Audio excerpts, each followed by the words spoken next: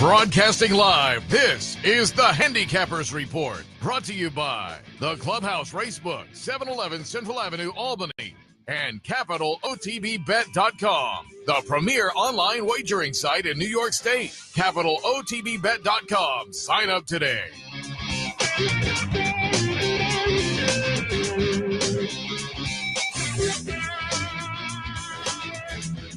Good morning, ladies and gentlemen. Welcome to the Handicappers Report alongside Seth Merrow. I am Anthony Mormino, back in the usual digs.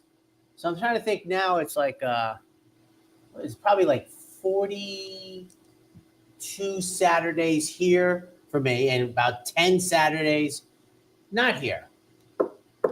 10 or 8, probably closer to 8. But the week after. Yeah, they finally ran yesterday. Good week up in Saratoga. I mean, all Great the numbers, week, certainly the handle numbers were fabulous. And the racing, I think it continued the trend of Triple Crown weekends at the various tracks this year. It was a great Derby Oaks weekend down at Churchill, Pimlico, Black Eyed Susan, and the Preakness. Great weekend, and this just continued that with not just the 3-year-old race. Might have been the weakest part link, yeah. but the other, Bookham Dano and Cogburn, and it was a good weekend, highlighted by. Not highlighted, but the exclamation point at the end of the weekend, the New York Showcase Day, which fell apart a little bit. We were on the air. Yes. When we were on the air, the weather was, by the afternoon, it was nice, but unfortunately they lost the turf races there, so that was a little bit of a damper on the weekend. But again, the weather turned out nice, and the crowd there. Everybody I've talked to this past week, is giving super thumbs up. I mean, in and around town. Everybody. So sure. It was a rousing success. Two things, and we just did it there. I've let it settle and everything. I think measured time or Cogburn were the two best, like clearly best. I mean, Cogburn was sensational. Measured time was dynamic, in my opinion, to win the mile and 3/16 Manhattan, really with the backhand to the rest of the group. And I fervently do believe that the 3-year-old colts are the redheaded stepchild.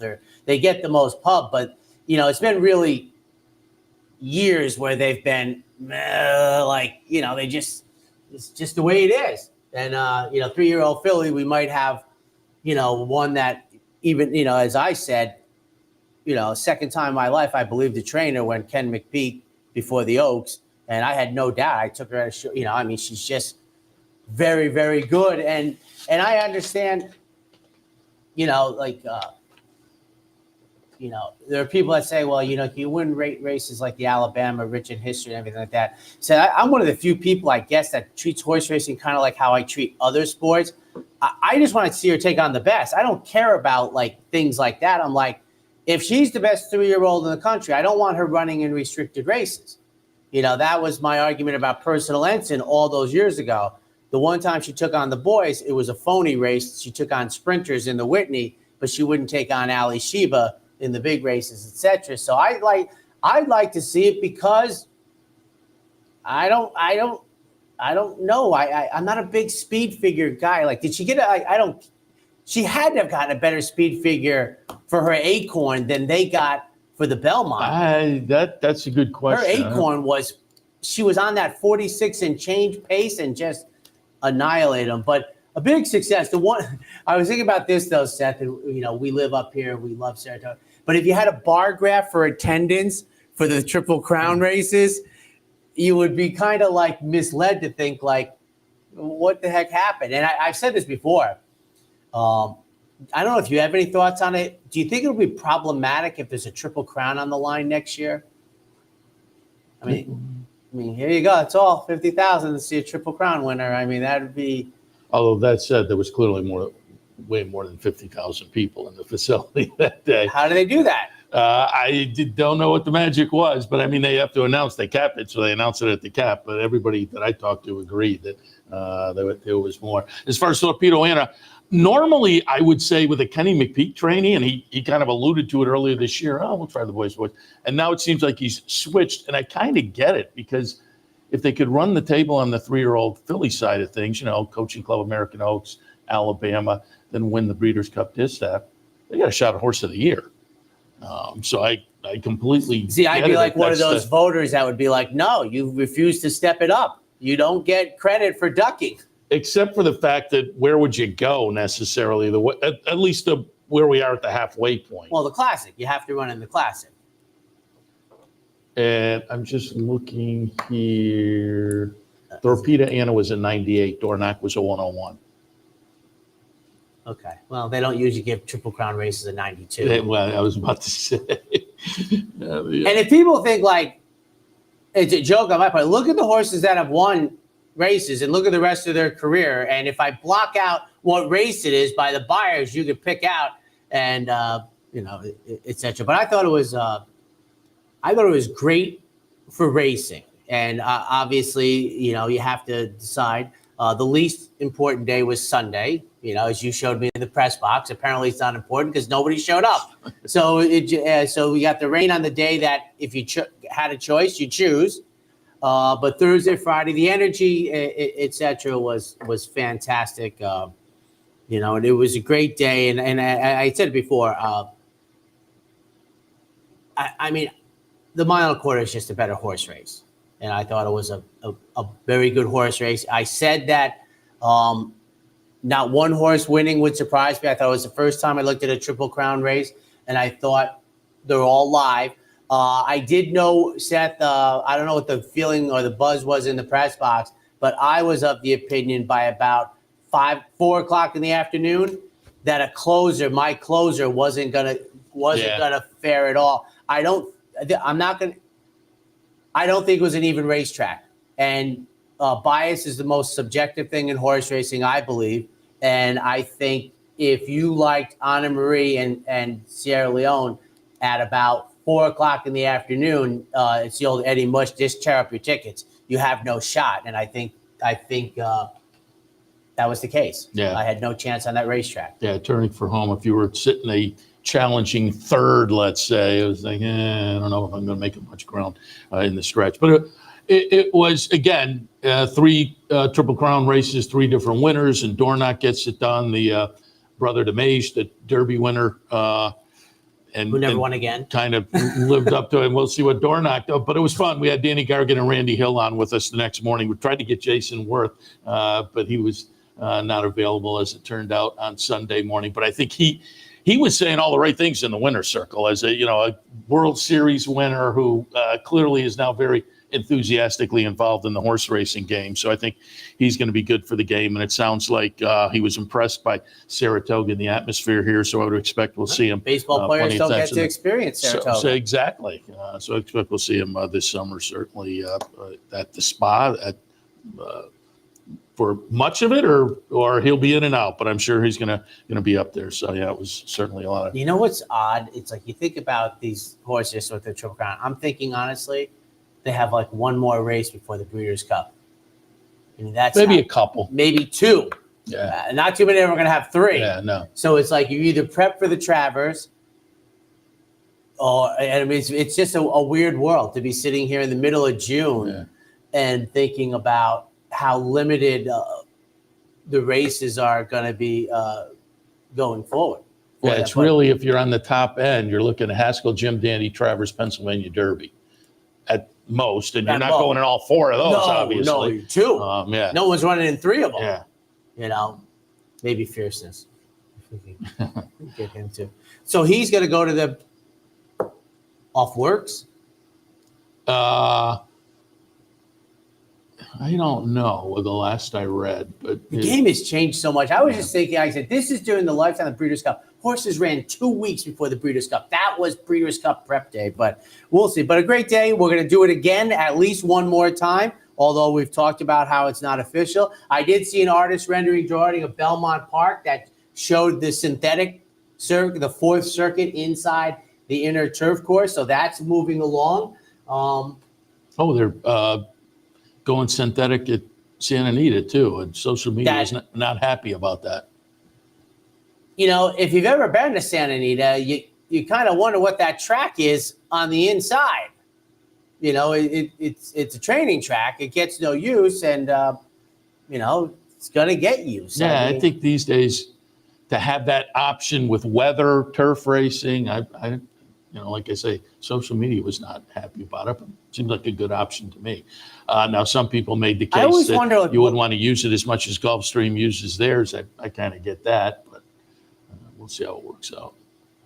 I mean, but this is what I don't like. For example, like let's say you had a rule. It's your racetrack. We're only using the synthetic for off the turf races, right? But here's what I don't get when people say this. I said, social media. If the trainers didn't fill the races, we wouldn't have them. So apparently, the people who actually have the horses in control at Gulfstream, as you said, or something, are like, well, we're okay. It's only people that have no interest, no vested interest directly, like, no, we don't want synthetic races. And I've said this before. When we worked with Jeff Carl, he told me about the Minor 16th races at Laurel. Now that I've been to Laurel, I see exactly what he meant. And it's the same thing with those 7.5 furlong races on the turf at Gulfstream with the long run-up. I'm like, well, if you draw the outside post position, you have like no chance. So just don't fill the races and tell them you want it to be a mile. So everybody, I read that a lot on social media, but I'm like, racetracks and racing secretaries are not going to have races that only have 2 entrants. So I don't know. And also as a handicapper, there's just enough of a database now for me. I like chaos. I was not a big fan of the synthetic, and still, between dirt or turf and synthetic, I'd rather the dirt or the turf. But it's not as much of a puzzle as I found. Now, to use revisionist history, Seth and I are old enough ago. I remember people were up in arms about turf racing. Yeah, I mean, when we first people don't remember. I've said this many times, and Seth remembers. There was no turf racing at the spa Saturday or Sunday because they put boards up so we could walk in the infield. That's how unimportant turf racing was. Yeah.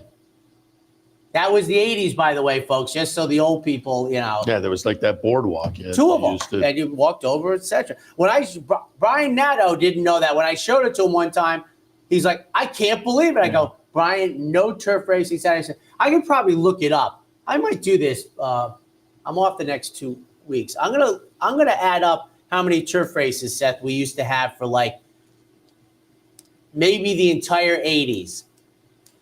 On average, a 6-day week, how many turf races we had. And I know if I go back to the late 70s when I truly got into this game, it was like, turf racing was not enamored by the racing public. It was different. There's no question about it. Let me jump in here and just remind people, because we talked a little bit about Chuck Simon, I think, last week. Our friend Chuck Simon. Chuck, former trainer. The start of his career, he worked for a lot of prominent guys, including Alan Jerkins, then went out on his own, had a nice little training career on his own. Subsequently retired from training, and now recently he's been doing podcasts. He's prominent on social media, but he's run into some health issues. And there's a GoFundMe page. Now, this week, I ran a little auction. I went into my storage unit and pulled out a bunch of Saratoga items from over the years and put them up. And it was just Wednesday to Friday, just a quick hitter, and got a little chunk of change on Friday. And thanks to everybody who bid. But if you go to Equidaily, top of the page, there's a link to that auction page. And that has a link directly to the GoFundMe page. So if you'd like to donate to Chuck's medical expenses, there's a GoFundMe page that was put up earlier. It's been very successful, but certainly if you want to jump in and donate, again, you can go to Equidaily. You'll see at the top of the page the link to the little auction I did. But on that page, there's a link directly to GoFundMe. I think if you go to GoFundMe and type in Chuck Simon, you'll find it. There's links on Twitter as well. But again, you can go directly to the GoFundMe and add to the total. It Flex Equidaily. Yeah. Well, I used it because I had to put up the page. I didn't want to go through eBay because I wanted all the money to go to the GoFundMe. So again, it was. I will say this. I love this is an example for me. I love Chuck. He's one of the brightest people in the sport, and he has this real little platform. Instead of he should be like, if somebody said to me, he'd be the commissioner. Like, and yet he's way down on this little Horton here's a who type of thing, and he's one of the brightest. He has the backside thing. He understands the management angle. I definitely get the feel that he understands the better, who by the way is the customer, angle, and yet he's way down there. I will say this: if there's anybody out there, I would honestly, if somebody could get me on Shinnecock and National Golf Links of America, I would pay all those fees, and I would donate $2,000 to Chuck's thing. I'm going to donate anyways, but I would really donate if someone could get me on those 2 golf courses. Anybody out there? I love Chuck. Ken Ramsey was one of his first big owners. He had great success, and it's hard for me to imagine. It's like 25 years ago. Yeah, you're right. I mean, you talk about time. And Chuck, we know Chuck's a local product. That's why he's from the area and got into the game because of tall being guy. Right, loves sports too. Loves sports. So again, one of my favorite people. Wish Chuck the best as well. Do want to remind folks that there's a Fan Appreciation Day today at the Lawrence Street Tavern Easy Bet up in Glens Falls. Fan Appreciation Days give us our chance to say thank you to you. Food, vouchers, a contest, always a lot of fun. Fan Appreciation Day today at the Lawrence Street Tavern Easy Bet up in Glens Falls. And I'll remind you, top of the hour, racing across America. I'm going to be talking about it in a few, but a nice stakes day at Monmouth today. We're going to have Matt Dinnerman on, and he'll take a look at some of the stakes action at Monmouth. And Bob Ehalt from Blood Horse will join us as well. Bob covers New York racing for the Blood Horse.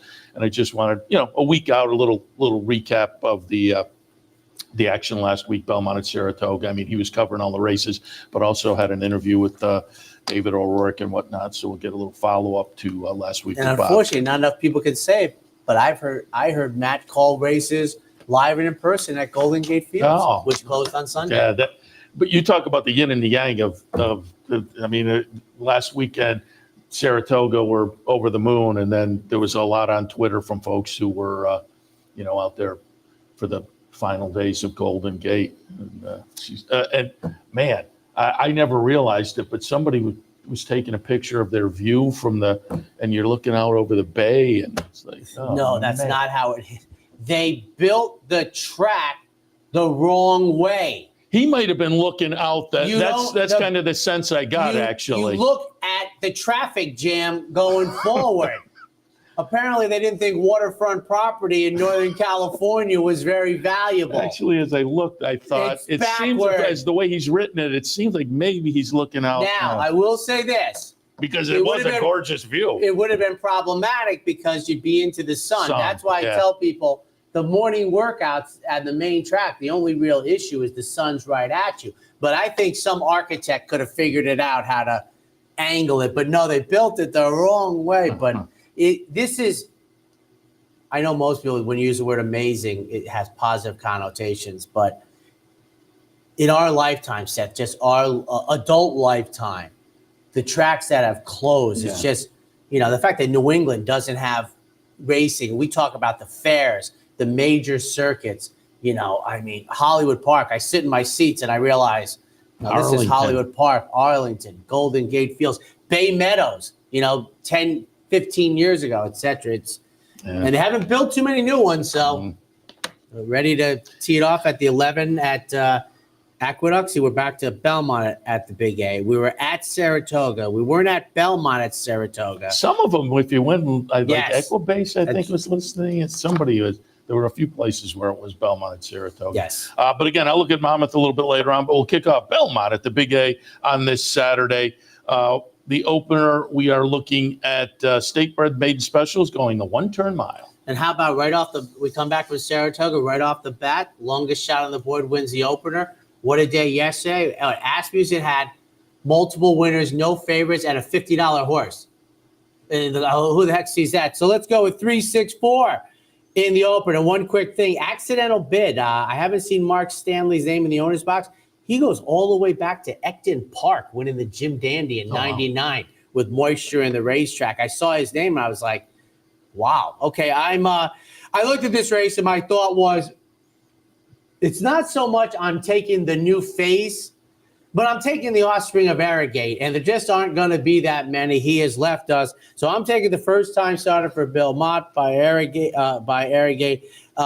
Tinny Bar, I'm going to pronounce it that way, number 3 with Junior Alvarado, a bullet for the debut. Bullet at a 54. My man Ira, the 6-5 on the outside, has run well enough to win. And Seth, I have to thank Seth.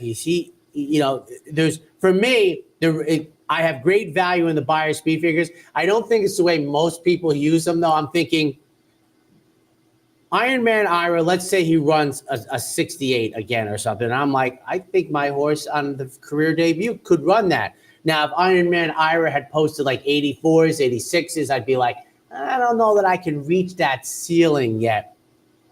And Seth has told me the most important part is the power of the buyers with the prices. And for third, Hagrid's Flame going out for the third career start. 3-6-4. And a quick note, Seth, I was very leery of the meet. I thought I lost on Thursday, and then I beat them on Friday, Saturday, Sunday. We're up to plus 63.56 for 2 years and a month. I thought that was because I knew they'd throw so many races at us. Yeah. And I was, they would just, and luckily, randomized and measured time helped us out. That 8 o'clock post time wasn't dark at all. Wasn't No. No, I'm kidding. I thought it was a little. It was certainly you could run a race in it, but it was starting to. We were in. Listen, there's some races at Aqueduct. It's a lot darker. They're going to put the lights on. They come across the finish line, and that light on the finish line is like, oh well, that's very prominent. Yeah. Second race at Belmont at the Big A today. We're looking at maiden claimers, but again, we are going the 1-turn mile. 3-6-4. I got a bunch of equipment changes in here on the 1, the 4, and the 7. They all add blinkers. I'm 3-5-4 here. Guile is double digits on the board for Bobby Robato, but boy, Bobby Robato, he is a methodical developer, slowness. So I'm not put off by the first 2 career starts. Lasix today. In for 50. I'm taking Guile in here with the 1-turn mile. He's 10-1 on the morning line. Dark Devil, Linda Rice's runner, has run for a tag in all previous starts, but drops down from 75 to 50. And for third, adding blinkers. I almost put Get To It Matthew on top with Katie Davis because these are the type of debuts that I love, which is, run worse after they give me like 4 furlongs. They're adding blinkers, running for a tag for the first time. 6-1, but I went with Guile at 10-1. 3-5-4. Katie Davis, I haven't had a chance yet, but I got to put together a little video because I followed her out. She had a popular win on Sunday on a Saratoga runner. So you get the Saratoga victory, Saratoga local product. Long walk back to the jockey's room for Katie Davis. She was stopping probably every 3 feet. Selfie, kids, giving her goggles to kids. And as I say, it continued all the way back to the jockey's room. That was kind of fun to see. Yes. Local product and fan favorite. All right, third race, Belmont at the Big A this afternoon. Conditional claimer, 8.5 furlongs on the grass. 6-1-9.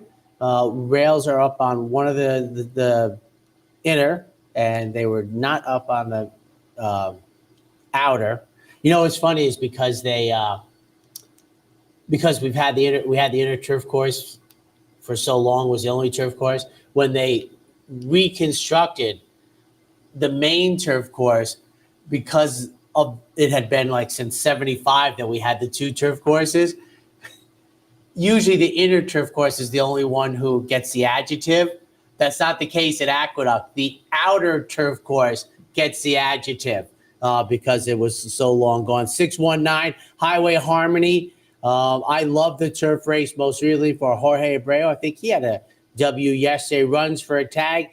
The one question I will have, Seth, and I know you did mine, but that seems to be a good enough effort against entry-level allowance New York State breds to drop in for 40. I try it again. I'll say this. I'm kicking myself here because, and I did it yesterday, and it came back to bite me.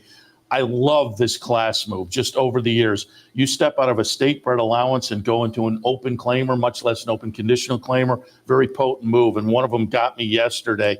And so this one was there in the mix. And I went back and forth, and I left it out. But I am now regretting, again, after what happened yesterday, that class move. But you're absolutely right. Off the third, it is kind of surprising they're taking. Now, my thought would be, I know you don't follow very much. I mean, I wonder what the claim rate is on those horses, because you still have the 2 New York bred conditions left.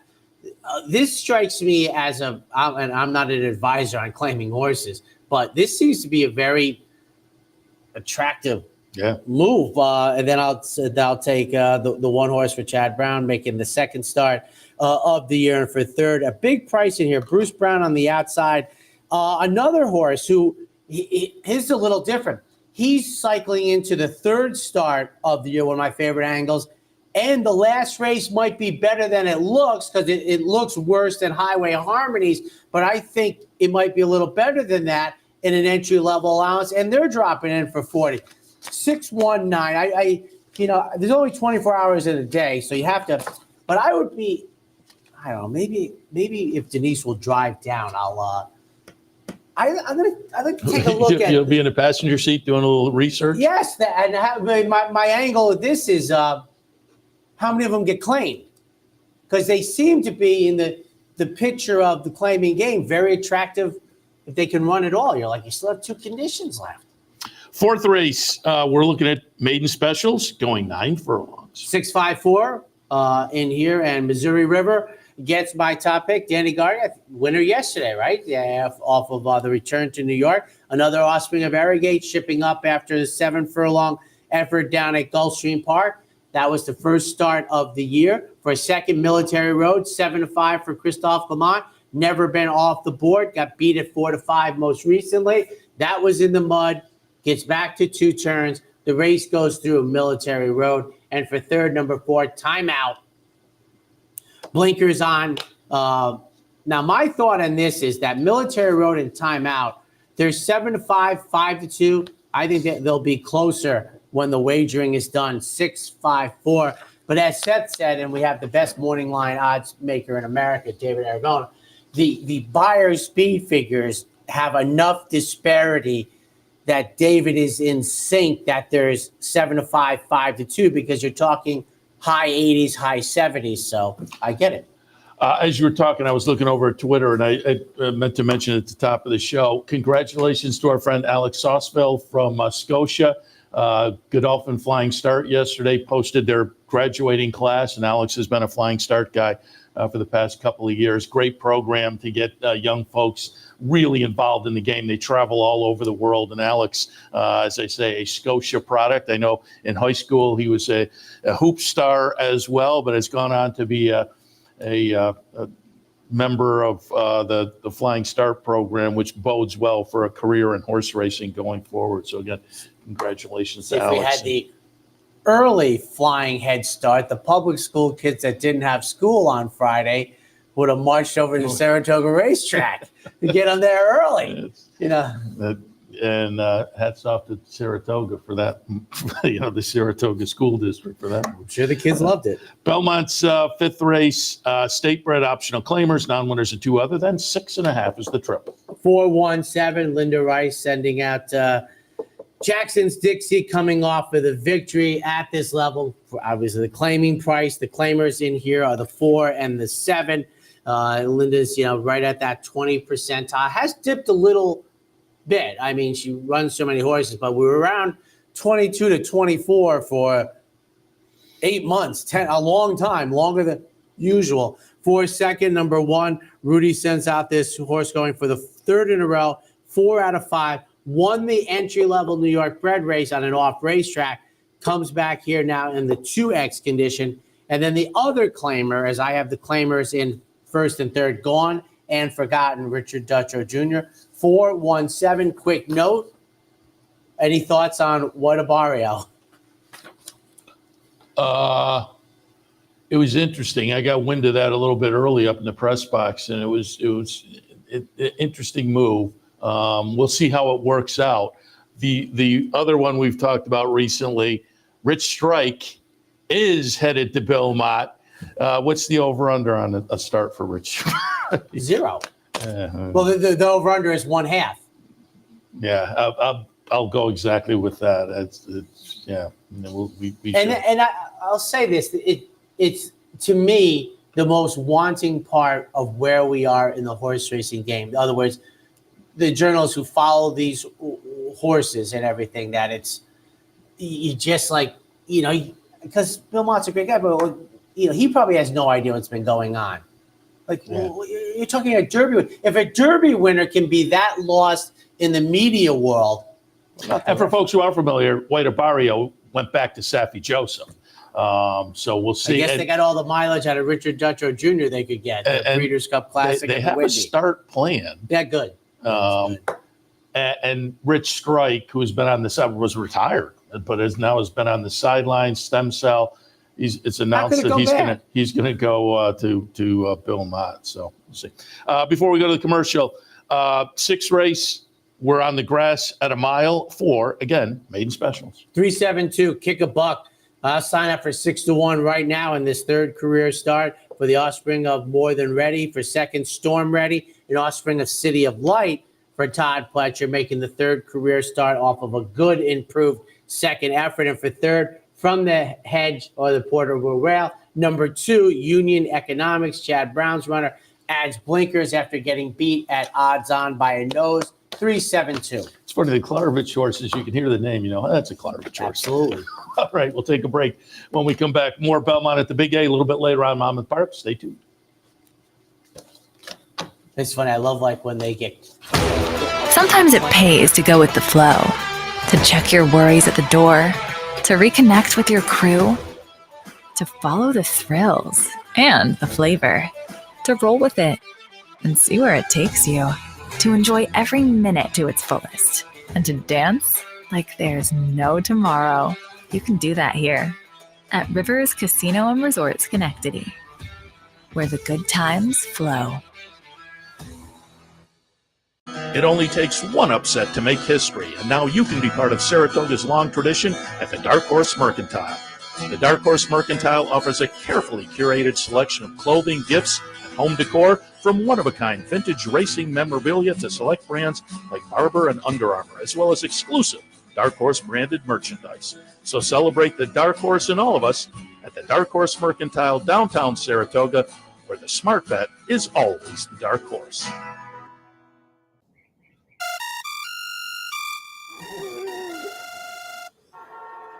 Come on.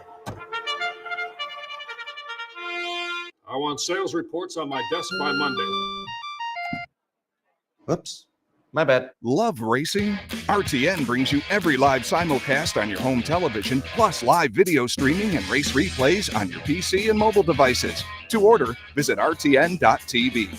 RTN, a breed apart. Welcome back to the Handicappers Report. Seth, Merrow, Anthony Mormino. The week after, great weekend last weekend up at Saratoga, but now we're back Belmont at the Big A for another few weeks before we return to the traditional Saratoga meet. But the 7th race today, Belmont at the Big A. More maiden specials, this time a quick 5 furlongs. The juvenile season completely underway. 1E, 9, and 8. I will take the Rapoli entry.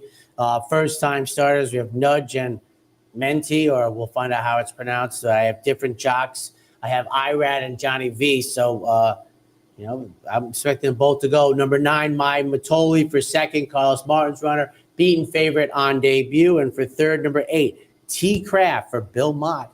1E, 9, and 8. I will say I put them at the bottom of my mix, but after yesterday, I am now regretting Faster Gator and Colloquial, who I put at the bottom of my mix. They're both by Vekoma.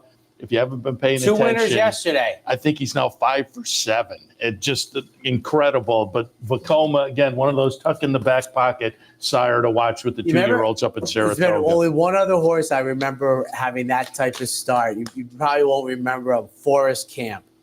Oh, sure, yeah. By the time they came to Saratoga, I think he was like 5 for 7 with firsters. Vekoma, I think, had 2 yesterday, right? Yeah.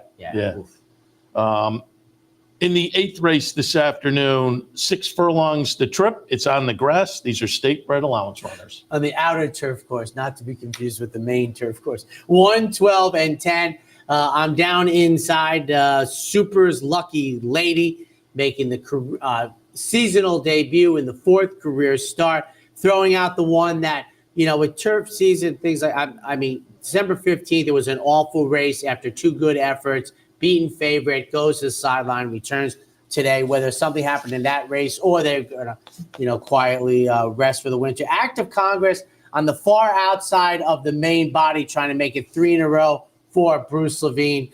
will be heck to pay with that early tactical speed on the outside. And then Marco T coming out of the Soaring Softly for the Clement Barn, 1, 12, and 10. All right, let's move on to race number 9 this afternoon. We're looking at a mile on the grass. Optional claimers, non-winners are 2 other than 5-7-1. Big flyer in here for me. Conran 15-1 on the morning line. I like the comeback race for the Mark Cassie runner. That was the off of the September to May freshening. Draw a very, very good post position in here. We're going to be a big price. We have to step it up. For second, number 7, Greek Order. This is an offspring of Kingman. You know, one of the few times I was ahead of the curve with his, middle distance turf horses as a stallion. This is a Judd Mott runner for Bill Mott. Good luck getting 6-1. And for third, number 1, 5-7-1 in the 9th. Race number 10, stakes action, the Better Roses. It's a grade 2 event, $200,000 up for grabs for the Fillies and the Mayors, going 7. I think it's a terrifically well-balanced race. I'm 2-8-6 here, and Big Pond for Bill Mott gets my top pick. Second time in the Mott Barn. We got beat as the favorite in the Vagrancy. That's at 6.5. For second, number 8, Chad Brown's runner makes the third start since July. Won the distaff at 7 off the layoff. Stretch out to the Ruffian. Now shortens back up with Dylan. And for third, number 6, Rob Actress sends out Flying Connection, 2-8-6 in a terrifically competitive Bed o' Roses. No leave, no trace. I have that one. Which, by the way, in my mix. Last time in the Vagrancy for Phil Serpy, the leave, no trace helped out. I think she has now returned to, or is moving back to what was kind of flashed as promise earlier in the career. The last couple of starts seemed to, and again, I didn't have her on top, but I had her in the mix. She was the longest shot on the board the last time when I had her, when she won the Vagrancy on May 18th. Race number 11, the finale today, Belmont at the Big A, scheduled to go off at about 5:45 this evening. State Bred Allowance runners, again, 3/4 on the grass. So if my math is right, this is the last Saturday in the spring. 8-9-6 here. Beach Cruiser, another horse I like very much at a solid price, making the third start. Improved for Clement. Number 9, latest edition, Tom Morley. Have a winner yesterday? Think so. I don't know. Yeah, Tom Morley had a winner yesterday. I feel very confident. Lord Nelson, he's a even under the radar type of stallion. If you don't remember, he was a very good sprinter back about 8 years ago. Scratched like the 2 days before the Breeders' Cup. Can't call it. Number 6 is my third runner. Second start of the year, third in the career. Long layoff from July to April. 8-9-6 in the 11th. All right, let's do another break, and when we come back, Monmouth Park, nice stakes day today at Monmouth. Stay tuned. Haven't signed up for a Capital OTB account yet? Now's the time to take advantage of the sign-up bonus. Open up a new account with $200 or more, bet $400 by the end of the month, and receive a bonus $200 into your account. Plus, you can take advantage of everything an OTB account has to offer: wagering from any device, live streaming, racing info, past performances, online promotions, and more. Sign up today and take advantage of the new account bonus. Details at capitalotb.com.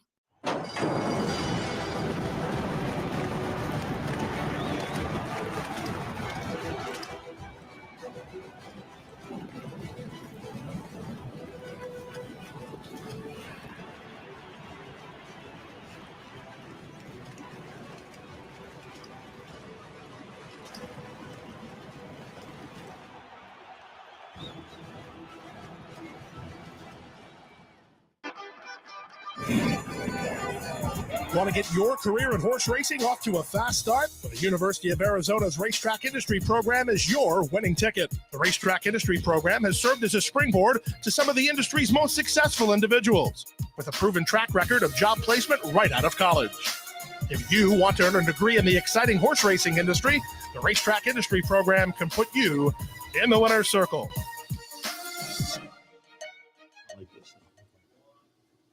And welcome back, ladies and gentlemen. University of Arizona, Chuck Simon's alma mater. On to Monmouth Park. Big day today. The opener, mile 16th on the turf. 1, 7, 8, and 10. I'm going to put Always Audacious on top.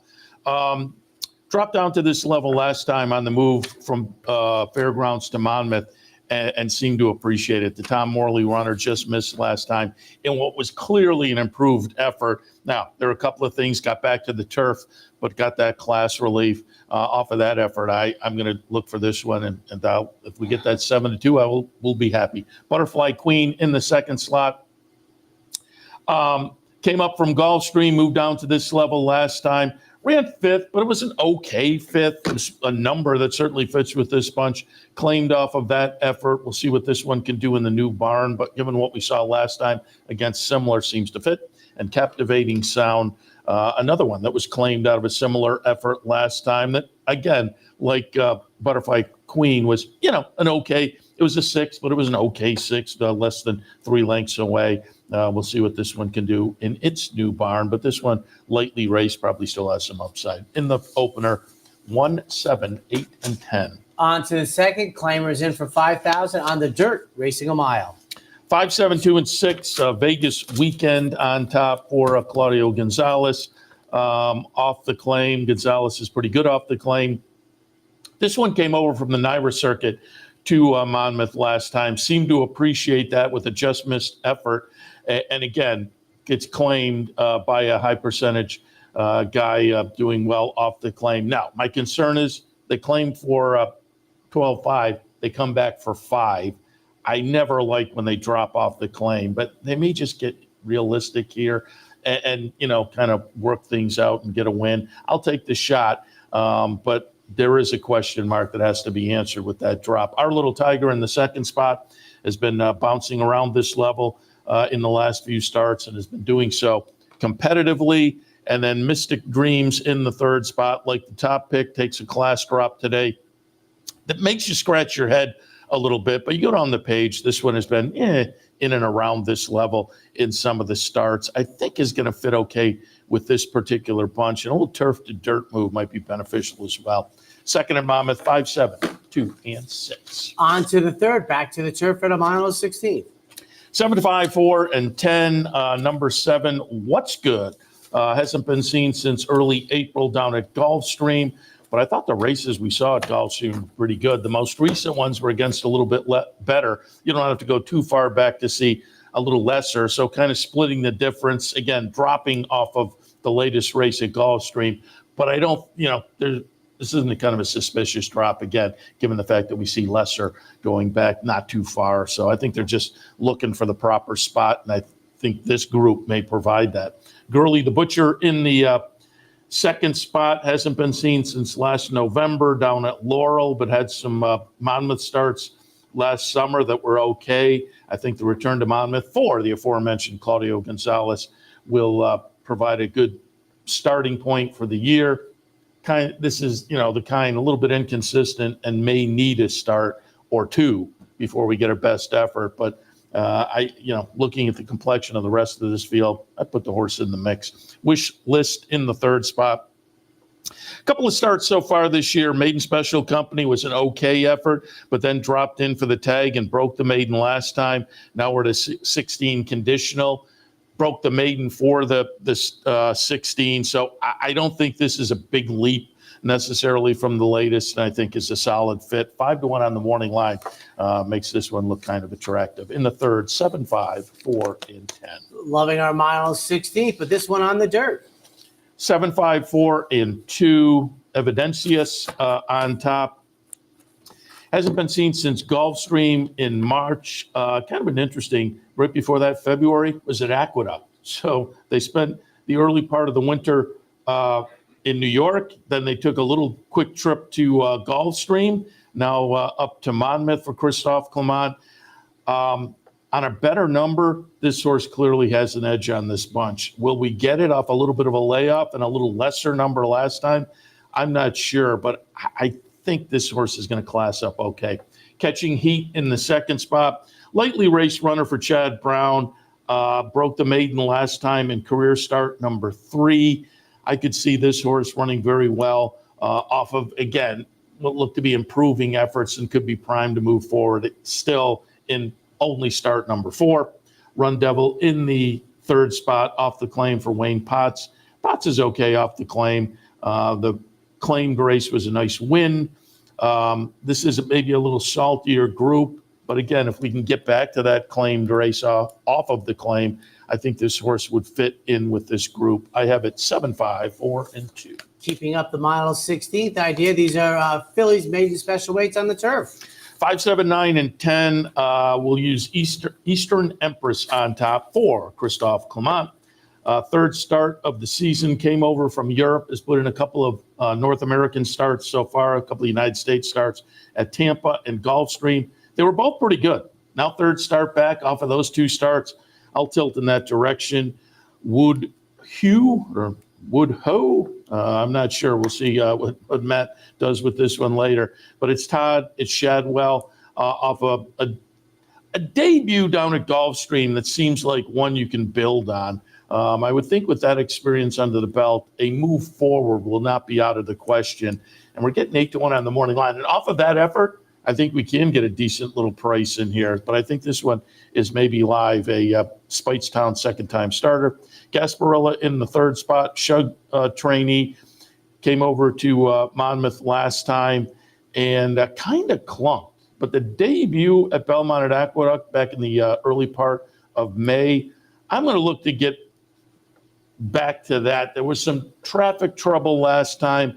We're coming in off of, again, that troubled trip that just seems to, as compared to the debut effort, be perhaps one you can draw a line through. And if we do get back to the debut effort or improve off of that, and I think that's possible, and only career start number 3, Gasparilla is interesting and maybe a little bit of a price. 5, 7, 9, and 10. On to the 6th, 40 yards short of a mile 16th. We're going to race a mile 70 yards. 2, 6, 4, and 8. We'll put Vine Jet on top. Just seems in good form over the past few starts. Comes in from Parks. And again, these Parks runners this winter have been going very well. Butch Reed brought in some Pennsylvania runners that ran well up in Saratoga last weekend. So Parks, who normally I may downgrade slightly, this winter not so much. And so this horse coming in off some good efforts on top. Port Swing in the second spot. A couple of starts so far up at Monmouth this season. A very nice win, followed up by a decent little third place finish against fairly similar companies. Should benefit from that experience. And looking at Roses in the third spot, little third place finish last time at the 5 level, claimed out of that and moves up to 12-5. On the class move, I'm a little bit concerned. Other than you look down the page, this horse has been competitive clearly against better. So I'm going to look for the last one to be maybe a nice little confidence boost. In the 6th, I have a 2, 6, 4, and 8. Yeah, it's definitely a steep, big gift. That's got way too much going on. Geometric shines. Oh, come on. I think I would have gone with that, maybe. Very elegant. No, it's nice. Very good. Take a quick break. When we come back, second half from Monmouth Park. What if there was a way to become a better horse player, to have a better knowledge of the game, to be more successful? What if there were a way to take what you've learned, what you know, and make better decisions, better choices? In horse racing, knowledge is a powerful tool. Race results and replays, past performances and live streaming, wagering from all your digital devices. Capital OTB. Become a better horse player. Sometimes it pays to go with the flow, to check your worries at the door, to reconnect with your crew, to follow the thrills and the flavor, to roll with it and see where it takes you, to enjoy every minute to its fullest, and to dance like there's no tomorrow. You can do that here at Rivers Casino and Resort Schenectady, where the good times flow. It's been referred to as possibly the best equine-themed gift shop on the planet. Impressions of Saratoga. Impressions of Saratoga, celebrating the Saratoga and equestrian lifestyles. It's your number one choice for Saratoga souvenirs, apparel, and gift shopping. We have gifts for the entire family, and we're pet-friendly too. Visit us online at impressionssaratoga.com or come on down. Impressions of Saratoga, 368 Broadway, downtown Saratoga. and welcome back. Apparently not too many sprints on the early part of the card. On to race number 7, a mile on the turf. 6, 3, 4, and 13, winning factor on top. Couple of starts down at, a start down at Tampa to start the season, then up to Monmouth. The Tampa seasonal debut was a nice win, came up, tried similar company last time here at Monmouth and was a just miss. So just seems to be in good form. Seems logical. Click-a-tat in the second spot. This one has had a few starts down at Tampa, coming up from Tampa for Kent Sweezy. I think he's going to class up okay with this bunch. Last few starts haven't been much. Has a win going 4 starts back. But again, on the numbers and looking at the rest of this field, looks like a fit. Graded on a curve in the third spot. Little 4th place finish last time on the move to Monmouth in similar company. But again, looking at what this horse typically did as compared to this field, I think is going to fit this afternoon. In the 7th, 6, 3, 4, and 13. I don't know if I asked, have you ever gone to Monmouth Park? No. You should go. It is a pain in the butt to get to. It's not like, I always say to people, like, driving to Newark for upstaters is a walk in the park. It is not easy to get to Monmouth Park. It just doesn't work. It's like 4 hours. But it is such an enjoyable racetrack to spend a day at the races. I mean, it's and I will also day. say, because I'd written it down to mention it when I had Matt on later, Brian Skirka down there does a great job. They have a whole series of contests that have seats to the BCBC, awesome. The NHC, and he does a great job. And so if you're a contest player or want to be a contest player, go to their website and look. It may propel you to make the trip down and visit the track. It's a nice way to spend a day. On to the 8th race. Oh, we're going to sprint 6 with claimers. 5, 2, 1, and 7. Tavin on top. Been facing better. I think this extra little dose of class relief could be the tonic. Made birdie in the second spot. Ran at this level 2 back and just missed, and then bounced up significantly to a starter allowance last time and still ran okay, but didn't fare quite as well. But I think the key is looking at that race 2 back, that we're getting back to the comfort zone. Third spot, Bucanara, off a claim. Trainer limited sample, not much to find off of the claim. But otherwise, I think the last few races stick right into this group. So we'll put it in the mix. 8, 5, 2, 1, and 7. 9th race. Here's a surprise. Mile 16 on the turf, the Eatontown. 4, 1, 6, and 7. No show. Sammy Joe going out for Graham Motion. Off a nice win last time, trying limited winner company for the first time. Broke the maiden 2 back, then went into a non-winner, so 1. It's always a little stiff kind of a move, and did it off a long layoff. I think this horse may have a nice future, and that they're taking a little shot here in stakes company, I think is deserved. So we'll go with that one on top. Sacred Wish in the second spot. George Weaver trainee. Third start off the season, off a nice improved effort. Second start of the season. If that progression moves forward, this one could be very tough. Spirit and Glory going out for Rob Falcone. I have to ask Rob this. I didn't see him this last weekend. The guys down on the NYRA circuit are now calling him Rob Falcone. Okay. And I have to find out what's what, because it had been Falcone for a long time. But when I see him sometime this summer, I will definitely check in. Maybe we'll have him come sit in with us as well. But nice little win last time in the Bogey makes this one very, very dangerous this afternoon. In the 9th, 4, 1, 6, and 7. On to the 10th, the original Pegasus, which used to be run at the Meadowlands, now sponsored by, get this, NYRA Bets. Yeah, remember that? It used to the nighttime. I mean, you were talking about how Monmouth has changed over the years, yes. And had been a kind of a different level. But nighttime at the Meadowlands used to be a lot of fun. I agree with you, 100%. 1, 7, 5, and 3. Tuscan Sky on top. The Todd Fletcher runner, kind of. Flopped a little bit in the Wood Memorial. Now a little time off, but the first 2 starts indicated there is some talent here. I'll give this one another shot. Domestic Product comes over off the dud in the Kentucky Derby, running 13th in the field for Chad Brown and Klarovich. But again, the Tampa Bay Derby winner has plenty of talent. And then Hades in the third spot. Kind of flopped in the Florida Derby and the Lexington, but had a 3-race win streak that was, wound up with the victory in the Holy Bull. We'll see if this one can rebound. A couple of the workouts are looking okay, so I'll put that one in as well. Otello is a horse that I thought was interesting early in the career. Another one that maybe is looking for a rebound off the last couple. An interesting group in here of some 3-year-olds who are looking to redeem themselves a little bit. I have it 1, 7, 5, and 3. On to the 11th at 1 mile and 1/8 on the turf, the Monmouth. 4, 6, 9, and 8 up with Grand Sonata on top. Todd Pletcher trainee comes in off a seasonal debut that was a good second-place finish, and I think a super solid one to build on. Adhamo, to me, is very interesting. This one looking for the first win since winning in the United Nations here at Monmouth in 2022. Has had 7 starts since and no wins. But again, that one start over the Monmouth turf was a very nice win. So I think the Chad Brown runner is intriguing.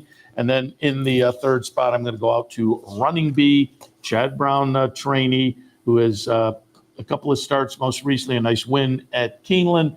Decent little third and a stake at Pimlico. I think is going to be a cozy fit with this bunch, but does get hung outside. That's not a bonus, but I have 4, 6, 9, and 8. And wrapping it up at approximately 6:22, the Salvatore Mile on the dirt. 2, 4, 3, and 5. Bright Future hasn't been seen since the Breeders' Cup Classic last year. Finished 6th behind White Barrio, but less than 4 lengths. But the start right before that, won the Jockey Club Gold Cup right up here at Saratoga. So lightly raced 5-year-old for Pletcher and Rapoli and company. I'm going to be interested in the seasonal debut. I think if this horse can get anywhere near what we saw at the end of last year, probably does have a little edge on this group despite the layoff. Sheryl Spite.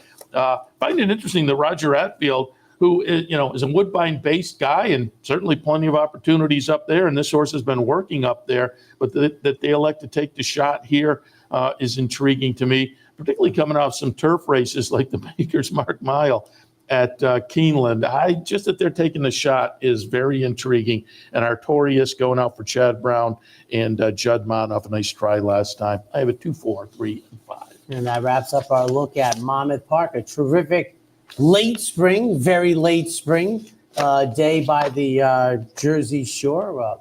I'll be off the next 2 weeks, Outer Banks time. Unimaginable, but young Anthony will be starting his senior year in the autumn, so probably the last. I've tried to let Denise down lightly. This is like, vacations once they start going to college are fewer and far between, but we'll be heading out on Friday, so you're in charge. Well, you're always in charge, but we'll see how it goes this weekend. Have fun. I'm envious. Thank you. I know you're a big water guy. All those days at Maine, so I know we're simpatico there, and we've been actually next year will be 20th anniversary of us, going to the Outer Banks, which I had never heard of until 20 years ago. My sister-in-law's, and I talked. It's been fantastic. So we'll see. Obviously, the week after we had a couple weeks. It's it's 4 days less. It's like 26 days to Saratoga. That sounds right, because the weekend there was like 31. Right, so 26. It's hard to imagine, in June. It just changed so much in my lifetime. He stays, I go, ladies and gentlemen. Have a great Saturday. And I'm going to say. You're watching OTB TV, a service of Capital Off Track Betting.